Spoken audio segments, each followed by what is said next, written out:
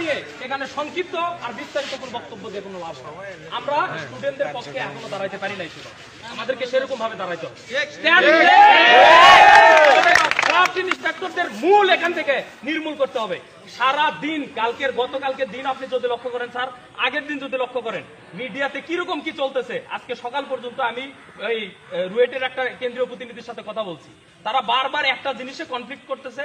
এই কনফ্লিক্টটা শুরু থেকে যেটা কাজ করতেছে সেটা হচ্ছে এই ক্রাফট ইন্সট্রাক্টর, এরা এখন একটা মাধ্যম হয়ে গেছে। ডিপ্লোমা ইঞ্জিনিয়ার, এই ডিগ্রি ইঞ্জিনিয়ারদের মধ্যে একটা ঝামেলা গতকাল আগের দিন থেকে সৃষ্টি করে দিচ্ছে। এটা সৃষ্টি করাতে আমাদের যে সমস্যাগুলো হচ্ছে, স্টুডেন্টরা যৌক্তিক আন্দোলন করতেছে, 13তম গ্রেডে যারা ক্রাফট ইন্সট্রাক্টর হিসেবে কর্মরত আছে তারা 10ম গ্রেডে আসতে পারবে না। দাবিটা হচ্ছে এইটুকুর মধ্যে।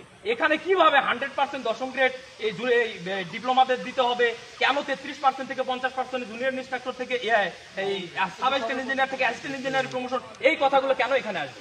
সুকৌশলে এগুলো ঢুকিয়ে দেওয়া হচ্ছে ছাত্রদের ব্রেনের ভিতরে। তারা আন্দোলন করেনি, তারা এই বিষয়গুলো কখনো জানে না, তারা এগুলোর ভিতরে কখনো যায় নাই। এই জিনিসগুলো নিয়ে আলোচনা করতে হবে। এদের মূল যে দাবিটা, এই দাবিটা বাস্তবায়ন করতে দিতে হলে অবশ্যই ক্রাফট ইন্সট্রাক্টরদের হিসাবের আওতায়, বিচারের আওতায় নিয়ে আসতে হবে। কোনো কাজ হবে না যদি প্রশাসন তাদের বিরুদ্ধে ব্যবস্থা না নেয়। আমি আজকে এখানে 10টা কথা বললে আমাকে যদি জবাব দিতে করতে হয়, তাহলে তারা 5 বছর ধরে এই কার্যক্রম চালিয়ে যাচ্ছে, তাদেরকে কেন জবাব দিতে হবে? সর্বপ্রথমে আগে দিতে হবে, তা না হলে আন্দোলন করা বৃথা, এই আন্দোলন সারা জীবন করে লাভ হবে।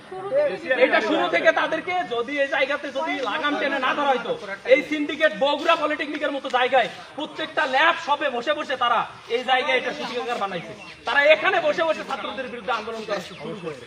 তারা আজকে একদিনে এই জায়গাটাতে সফল হয় নাই, আমরা তাদেরকে সুযোগ করে দিছি।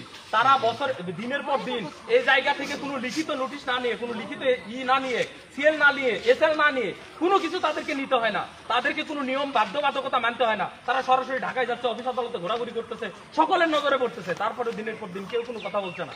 এইটা নিয়ে একটা দিন কোনো ডিপার্টমেন্টের হেড আমাদের এই হচ্ছে প্রশাসনকে এটার বিরুদ্ধে জানাইছে কিনা যে আজকে আমার এখানে যে কাজ করে 4-5 জন, এরা পদোন্নতির নেশায় মগ্ন হয়ে গেছে, এরা আজ পর্যন্ত কোনোদিন দেখলাম না স্টুডেন্টদেরকে ব্যবহারিক কাজে হেল্প না করে এগুলাতে উদাসীনতার পরিচয় দিয়ে তারা তাদের প্রমোশনের আদায় করার জন্য এই ল্যাব সবগুলাতে বসে বসে ছাত্রদের বিরুদ্ধে এগুলা তৈরি করতেছে দিনের পর দিন। আমরা তারপরে এগুলা দেখে কেন চুপ থাকি? ছাত্ররা তো এগুলা দেখার কোনো এখতিয়ার রাখে না। আজকে তারা তাদের স্বাক্ষর বন্ধ করেছে প্রত্যেকটা জায়গায়, ঠিক আছে স্বাক্ষর বন্ধ করছে।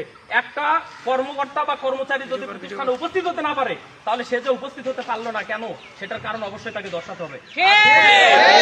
এই বিষয়ে কোনো ব্যবস্থা নিচ্ছে কিনা সেটা প্রিন্সিপাল মহোদয়কে সেটার আগে জবাব দিতে করতে হবে। দিনের পর দিন প্রতিষ্ঠানে আসে না, তারপরে এসিআর 100% মার্ক কিভাবে যায়, এটা আমাদের